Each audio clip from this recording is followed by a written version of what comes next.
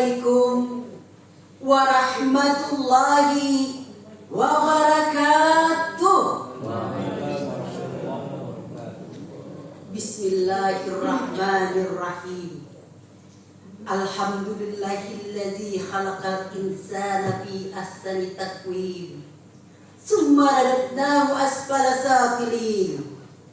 Assalatu wassalamu ala asyrafil anbiya'i wal mursalin wa ala alihi wa sahbihi ajma'in. Amma ba'd. Bapak-bapak Dewan Hakim yang saya hormati, serta hadirin yang dirahmati oleh Allah Subhanahu wa Ta'ala. ASN di Indonesia terkenal dengan kesantunannya. Orangnya ramah, rupawan, serta indah akhlaknya. Kalau boleh saya bertanya, bagaimana kabar hadirin hari ini? Alhamdulillah. Apakah sehat? Sehat. Alhamdulillah Rabbil Alamin. Dalam kesempatan yang berbahagia ini, marilah kita bersama-sama memanjatkan rasa syukur kehadirat Allah Subhanahu wa Ta'ala. Karena berkat karunia-Nya jualah kita dapat bertemu dalam rangka lomba dakwah Al-Quran MTQ Provinsi Korpi tingkat Provinsi Kalimantan Selatan yang ke-8.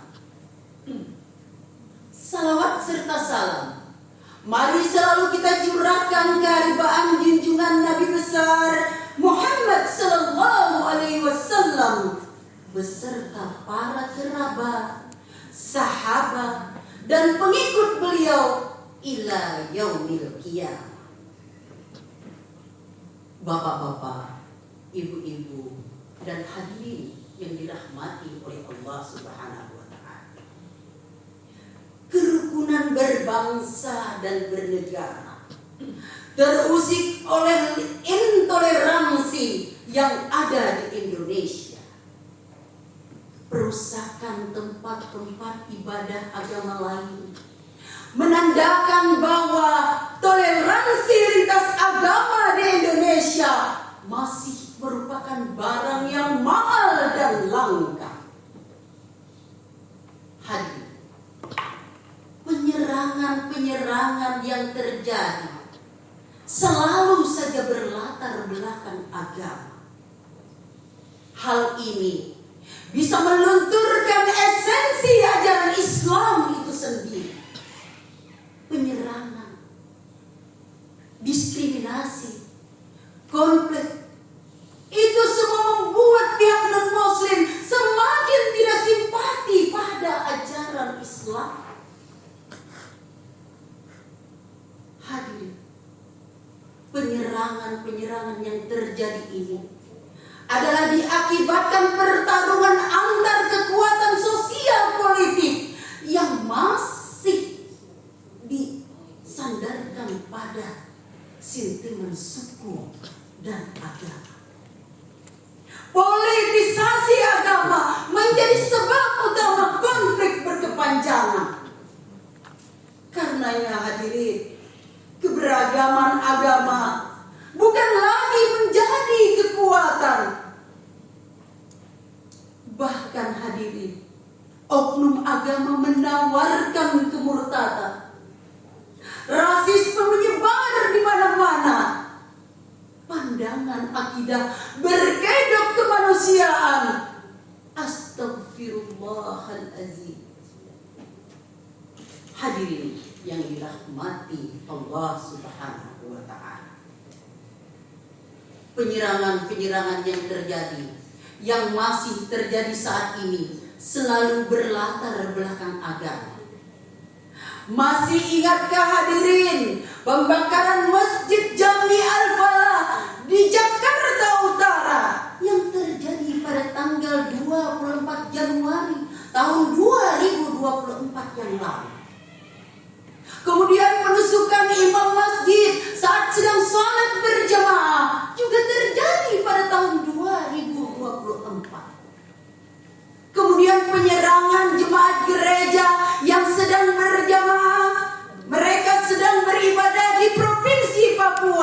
yang terjadi pada tanggal 3 April tahun 2020. Kemudian pembubaran retret pelajar Kristen di Sukabumi terjadi di pertengahan Juli tahun 2020. Bahkan hadirin, gara-gara intoleransi sampai menyebabkan seorang pelajar SD yang berusia 8 tahun meninggal dunia hanya karena intoleransi terjadi di Indragiri Hulu, Provinsi Riau. Hadirin yang dirahmati oleh Allah, inikah yang dinamakan negara toleran, yang katanya mengutamakan keberagaman, tapi malah menghancurkan persatuan. Hadirin, bagaimana kita bisa mengubah wajah Islam yang sebelumnya Islam yang fanatis, Islam yang ekstremis, dan Islam yang teroris menjadi Islam yang damai, Islam yang selamat, Islam yang sejahtera, dan Islam yang rahmatan lil alamin. Fenomena ini hadirin tidak bisa dibiarkan berlalu begitu saja tanpa solusi. Oleh karena itu, dalam kesempatan yang baik ini, izinkanlah saya membawakan materi dakwah ini dengan judul Mewujudkan Islam Rahmatan lil Alamin. Lantas hari ini timbul pertanyaan, apakah pedoman yang harus digunakan untuk mewujudkan Islam yang rahmatan lil alamin ini sejalan dan sejalin dengan hal ini? Allah Subhanahu wa taala berfirman dalam Al-Qur'anul Karim surah Al-Imran ayat 159 berikut lantunannya. A'udzu billahi minasy syaithanir rajim. Bismillahirrahmanirrahim.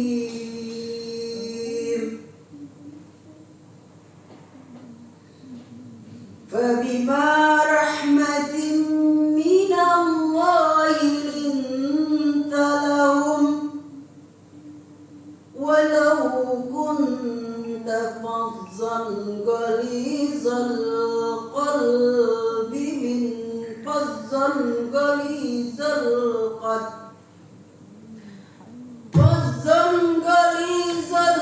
qalbi min hawlik fa'fu anhum wastaghfir lahum washawirhum fil amr فإذا عزمت فتوكل على الله إن الله يحب المتوكلين. فإذا عزمت فبما رحمة من الله لنت لهم, maka berkat rahmat Allah engkau Muhammad berlaku lemah lembut. Sekiranya engkau bersikap kasar dan berhati keras, tentulah mereka akan menjauh dari sekelilingmu. Maka maafkanlah mereka, mohonkanlah ampunan terhadap mereka, dan bermusyawarahlah dengan mereka dalam urusan penting. Faiza azamta fatawakkal 'ala Allah, maka apabila kamu telah membulatkan tekad, bertawakkallah kepada Allah. Innallaha yuhibbul mutawakkilin, sesungguhnya Allah menyukai orang-orang yang bertakwa. Menurut si Ibnu Katsir dalam kitab tafsirnya jilid 2 halaman 172 dari Qatadah, beliau mengatakan, Wa bima rahmatin minallahi linta lahum. Maka atas berkat rahmat Allah, engkau Muhammad berlaku lemah lembut. Kemudian Syekh Wahbah Zuhaili dalam tafsirnya Al-Munir jilid 2 halaman 475, Rasulullah sallallahu alaihi wasallam bersabda, Al-muslimu man sallimal muslimun bilisanihi wa yadihi. Seorang muslim yang sejati adalah muslim yang tidak menyakiti saudara sesama muslimnya baik dengan perbuatan dan lisannya. Hadis riwayat Bukhari. Hadirin yang seiman dan seagama yang saya cintai, sebenarnya banyak masalah besar yang bisa diselesaikan dengan mengesampingkan masalah latar belakang agama. Islam sendiri membuka pintu yang lebar bagi umat Islam untuk berbuat baik kepada sesama makhluk Allah walaupun berlainan agama. Karena bagaimanapun juga hadirin, mereka adalah sama makhluk ciptaan Allah yang berhak atas kehidupan yang lebih baik di dunia ini. Agama Islam tidak memberi paksaan untuk beragama yang lain. Oleh karena itu hadirin, kita membutuhkan umat yang pemberi solusi dan penyejuk hati, bukan umat pencaci maki penghancur negeri. Betul hadirin? Syekh Sofiur Rahman menjelaskan dalam sirah nabawiyahnya. Beliau menceritakan Rasulullah sallallahu alaihi wasallam setiap harinya beliau suka sekali memberi makan seorang pengemis buta. Kira-kira hadirin semua sudah tahu ceritanya, tapi hari ini saya ceritakan kembali. Setuju hadirin? Setuju. Siapa perempuan pengemis buta itu hadirin? Dia adalah seorang Yahudi yang berlainan agama, yang bahkan sering sekali mencaci maki Rasulullah sallallahu alaihi wasallam. Ketika Rasulullah sallallahu alaihi wasallam wafat, maka teringatlah sahabat beliau Abu Bakar As-Siddiq tentang kebiasaan Rasulullah sallallahu alaihi wasallam itu. Maka pergilah Abu Bakar As-Siddiq untuk memberi makan perempuan pengemis buta itu. Tapi ketika sampai di tempat perempuan itu dan Abu Bakar memberi makan dengan tangannya, perempuan pengemis buta itu langsung memegang tangan Abu Bakar lalu berkata, "Kenapa suapanmu tidak selembut suapan yang seperti biasanya?" Lalu Abu Bakar berkata, "Memang benar, aku adalah Abu Bakar, sahabat Rasulullah sallallahu alaihi wasallam yang biasa menyuapimu. Beliau adalah Nabi besar Muhammad sallallahu alaihi wasallam dan beliau telah wafat." Hadirin, apa yang terjadi? Perempuan pengemis buta itu pada akhirnya memeluk Islam karena kelembutan akhlak Rasulullah sallallahu alaihi wasallam. Hadirin, karena itu mari kita tebarkan kebaikan sebagaimana Islam yang mewujudkan Islam rahmatan lil alamin. Lantas hadirin, apa yang harus kita lakukan untuk mewujudkan Islam yang rahmatan lil alamin ini? Yang pertama, kita harus selalu bertoleransi dan menghargai pemeluk agama lain. Kemudian yang kedua, selalu berbuat kebajikan. Yang ketiga, selalu saja berkomunikasi dengan baik. Dan yang keempat, selalu bermusyawarah. Pada akhirnya, kesimpulannya, untuk mewujudkan Islam yang rahmatan lil alamin ini, mari kita tebarkan kebaikan yang banyak, kita tebarkan kedamaian yang abadi, dan kita tebarkan kasih yang sepenuh hati. Terima kasih atas segala perhatian. Billahi taufiq wal hidayah. Wassalamualaikum warahmatullahi wabarakatuh.